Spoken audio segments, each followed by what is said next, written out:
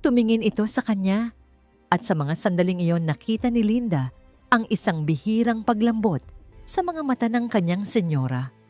Alam mo, minsan napapag-usapan namin ni Sir mo, 5 taon ka na pala sa amin.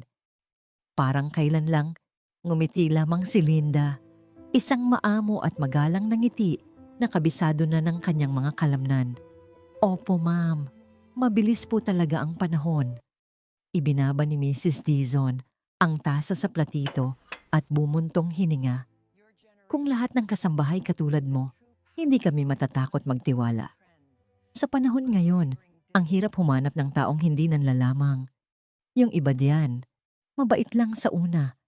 Pero kapag nakatalikod ka na kung ano-anong krimen at kalokohan ang ginagawa, mabuti na lang at nandito ka.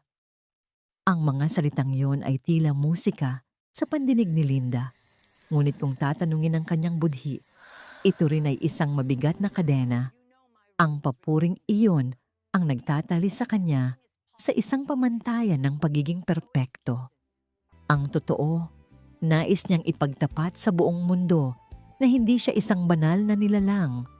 Siya ay isang ina lamang na desperadong kumapit sa patalim lumalayo sa tukso ng mga masasamang bisyo para mabuhay ang kanyang pamilya.